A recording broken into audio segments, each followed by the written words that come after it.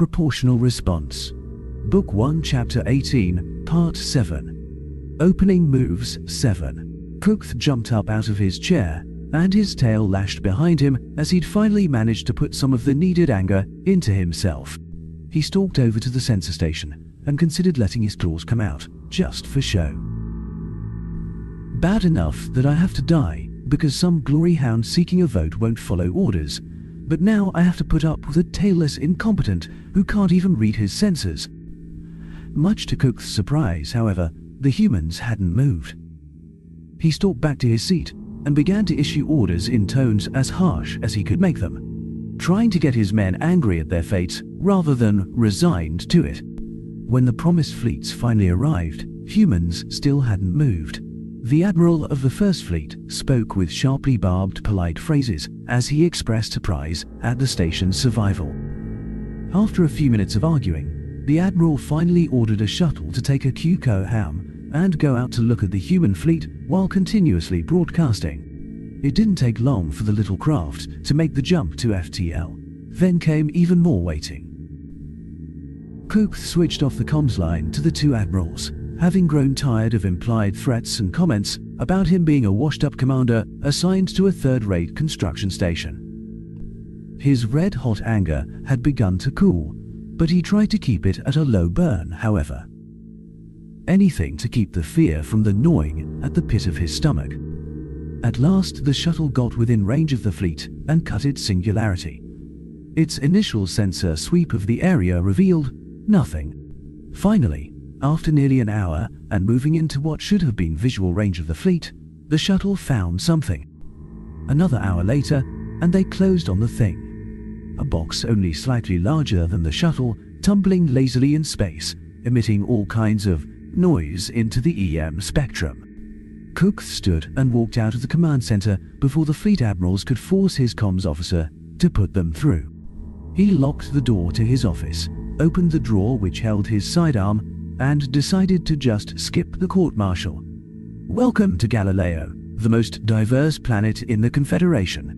Halil Borfus looked up at the sign being settled into place over his restaurant with his left eye, and watched the crowd for their reactions with his right. He saw smiles, or their equivalents, on the faces of half a dozen species, and let his own lips curl up a bit. Don't set up on a human world, they said.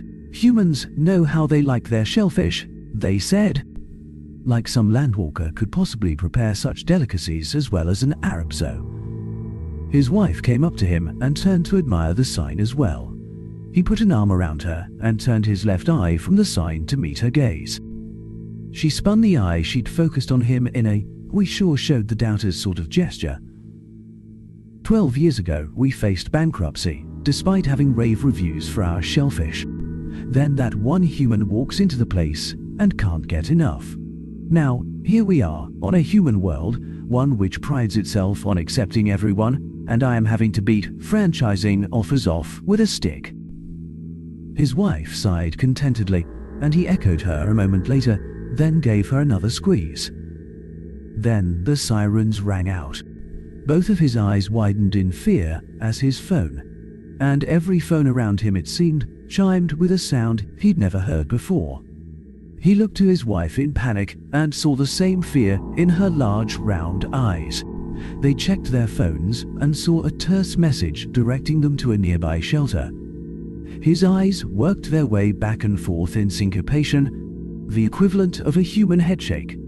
No, this can't be. He looked around and saw nearly everyone else around him on the edge of panic, many with looks of disbelief in their eyes. We are such a small world, barely even off apron strings. I mean, I knew the waiting period ended this morning, but surely we are not going to be among the first attacked. Not here. His phone chimed again, this time sounding more insistent.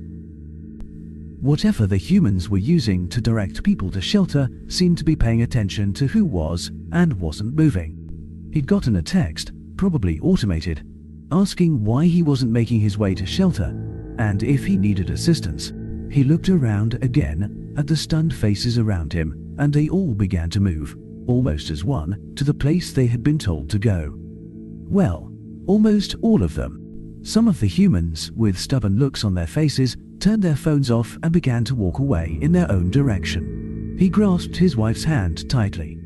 She looked up at him and made the shaking head gesture at him. Humans. Love 'em or hate 'em. Just don't try to understand 'em. You'll go mad. It didn't take long to get to the shelter, nor to be processed inside. Friendly volunteers handed out water, small snacks, even blankets, and directed everyone to stay calm. Then he heard the first explosions.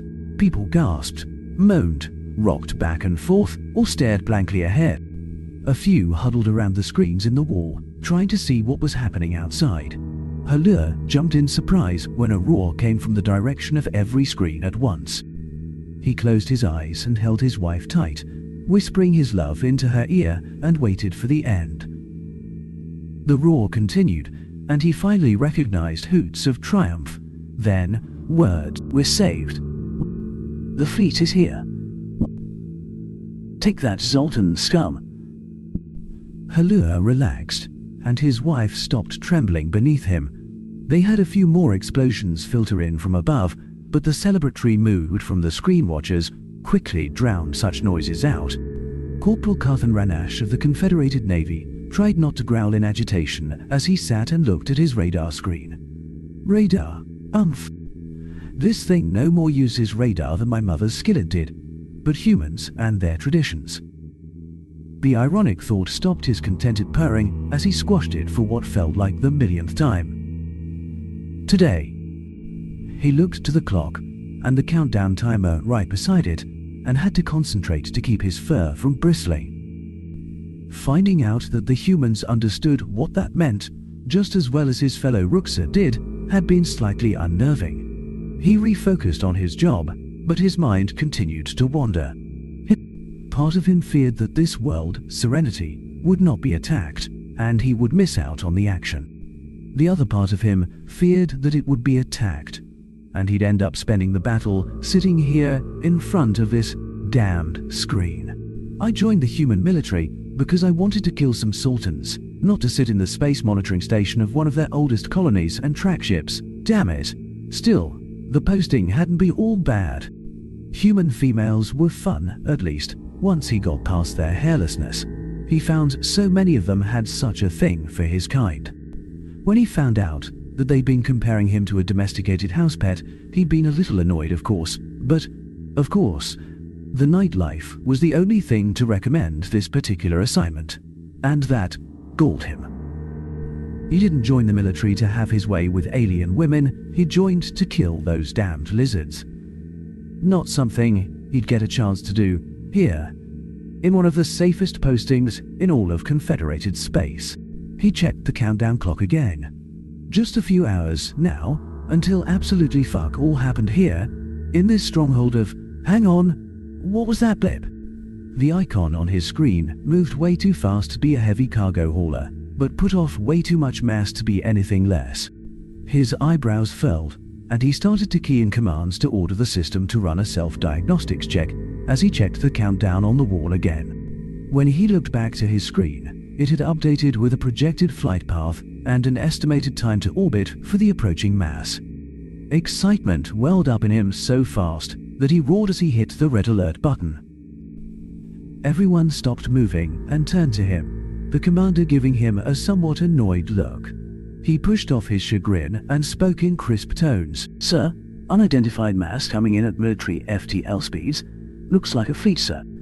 They have breached the outer perimeter of this system already, but will not be within firing range of Serenity until approximately 5 minutes after." The commander's eyebrows drew down and he waved a hand for silence. "Yes, you are right, Corporal. Good eye." The middle-aged human spent a few moments staring at his own screen and pushing buttons. "I concur with your ETA as well. Good job on the calculation." The words came out calm, cool, even casual. The commander then keyed in a few more commands, and all hell seemed to break loose. Klaxons began to sound in the control center, and he could hear them start up outside as well. Attention Cathan had missed in his excitement burst forth, and humans began to move every which way. Carthan had nothing to do for the next few hours but watch the incoming fleet, so he did his best to study his fellow soldiers instead. I have always admired their crisp efficiency and the ability to cycle at the blink of an eye from fun to pure business, but this is a whole new level. That is a Zoltan fleet out there. A big one too, and yet none of them look worried. They smell worried though. If this were a Ruxa command, the commander would be haranguing these people about getting their emotions under control and find their courage. Carthan shook his head. They don't smell like their emotions are under control, but they act like it. I can't even hear it in their voices. We handle our fear by pushing it down and acting as if it wasn't there. These humans, they do something else. Which of us really has more courage? Many of his fellows stole nervous glances at the commander, who sat in his command chair with a privacy field turned on. While none of them could hear his conversations, it didn't take an expert in facial recognition to understand that their boss wasn't getting the answers he wanted. Carthan gave up watching his fellows to keep a closer eye on the commander. The man's face went red, then back to normal, then shook side to side, then grimaced. At last, the face smoothed out, and he nodded. Carthan saw the screen flicker, and he guessed the audience on the other end of the line had changed. This conversation lasted far longer, but the commander kept a smooth, even stoic face the whole time. Then the screen cut off, and Carthan had to catch his breath as the commander locked eyes with him. He knew I was watching. I'm gonna pay for this. There didn't seem to be any irritation in his boss's face, however. The man gave him a somewhat sardonic grin, then a grave nod, and pushed a button.